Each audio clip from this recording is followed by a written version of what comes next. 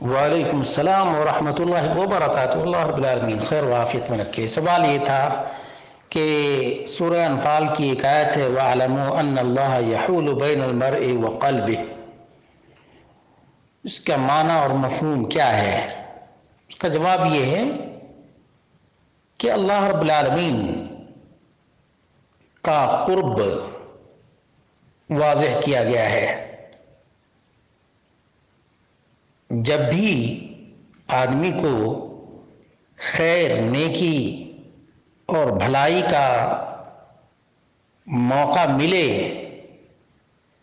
یا برائی سے بچنے کا موقع ملے تو فوراً ہی اس موقع سے فائدہ اٹھانا چاہیے اور بغیر کسی تاخیر کے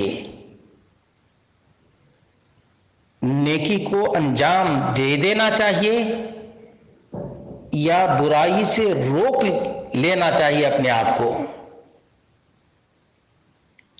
کیونکہ وقت نکل جانے کے بعد پھر ہاتھ آتا نہیں ہے اور اللہ رب العالمین کا فیصلہ غالب آ جاتا ہے۔ اللہ رب العالمین کا فیصلہ غالب آ جاتا ہے۔ اسی لیے کہا گیا کہ نیکی کرنے میں دیری نہیں، برائی سے بچنے میں بھی دیری نہیں کرنی چاہیے، کیونکہ اگلی گھڑی کیا ہو جائے پتہ نہیں ہے، پتہ نہیں ہے۔ البتہ گناہ سے اپنے آپ کو بر وقت روک لینا انسان کے بس میں ہے،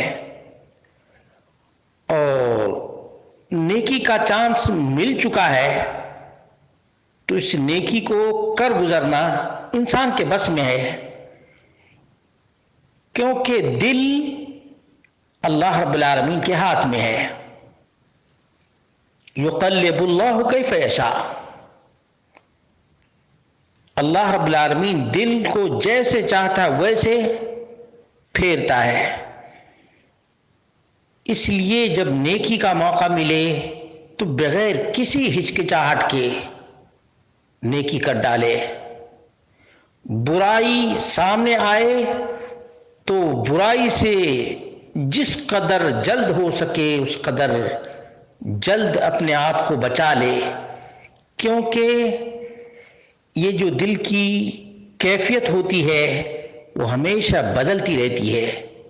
مومن کو اسی لیے دعا سکھائی گئی ہے، اللہم یا مقلب القلوب ثبت قلبی علی دینک، اے دلوں کے پھیرنے والے اللہ میرے دل کو